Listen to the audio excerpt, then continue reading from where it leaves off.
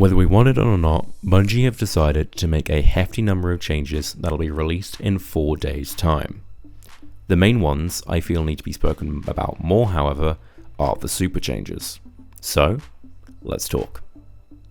Before I go any further, I'm going to preface this by saying that my opinions will be shared in this video.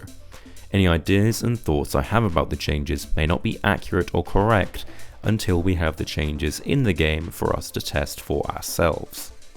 So, with that all out of the way, let's start with the big one.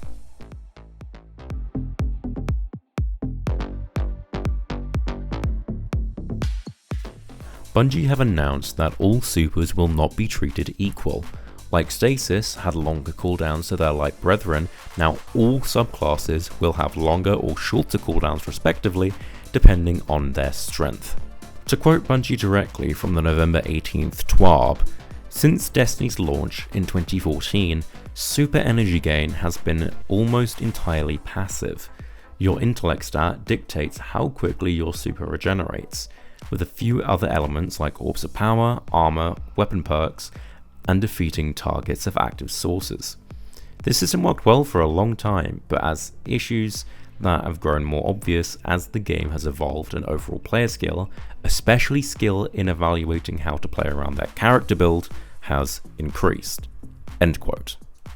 What they're mainly talking about here is that as player skill increases, ability uptime increases with it, thereby making those higher skill players dominate PvP lobbies even more than they already are, which creates a snowballing effect and more mercy ruled lobbies. And for those players that rely on abilities or supers to win gunfights, think Fist of Panic and Nova in D1 and Blade Barrage in D2, it means that they can give themselves an advantage or basically win any gunfight they choose. Bungie acknowledges this too by mentioning how players in Trials of Osiris would have high intellect and just sit at the back of the map and play on time until they have their super and then use said super to win the round, essentially not taking a gunfight at all. To deal with this and counteract the quote mayhem minute of most players' supers coming online around the same time in a match of control, Bungie have laid out the following changes. Supers will now be put into a tier. These tiers are not the same as your stat tiers, things like intellect and discipline, and are instead a Bungie side piece of information to dictate how fast you should be generating a super. You will now be gaining energy via taking and receiving damage in gunfights, not passively. However, methods of inflicting damage to yourself, such as the perk ricochet rounds or other similar means, do not count toward this. Your weapon of choice will also have an impact of how much energy you gain per gunfight. To quote Bungie, primary weapon play should have a noticeable benefit in super regeneration. With this new system, we are scaling energy gains up and down granularly based on the source of the damage, both outgoing and incoming.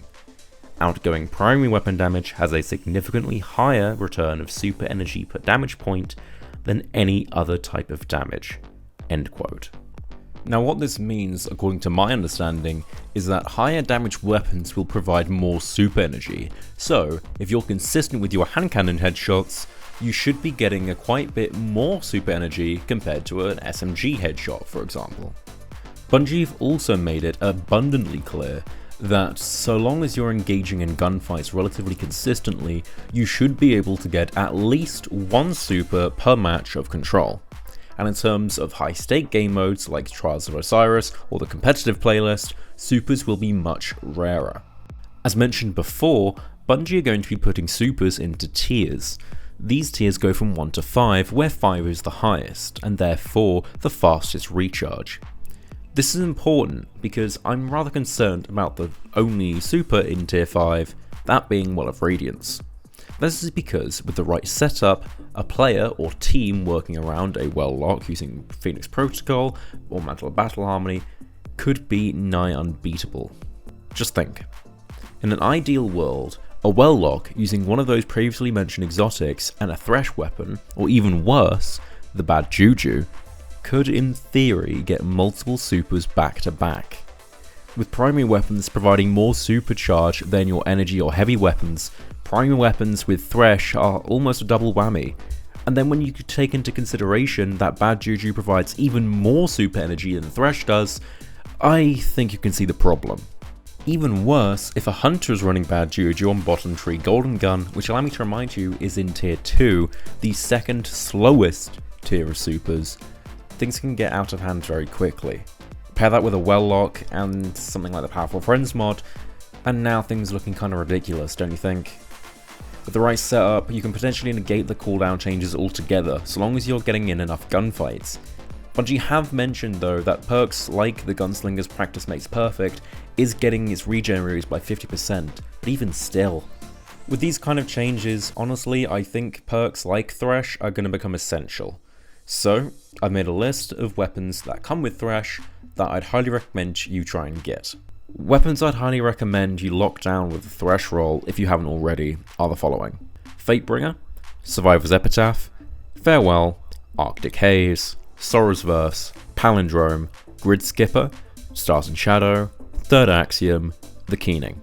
These are all incredibly powerful options going into the 30th anniversary patch. Hell, even if they aren't going to provide as much super, energy weapons like the Ignition Code, Heritage, Blasphemer, etc. are going to be great options as well, in PvP and PvE.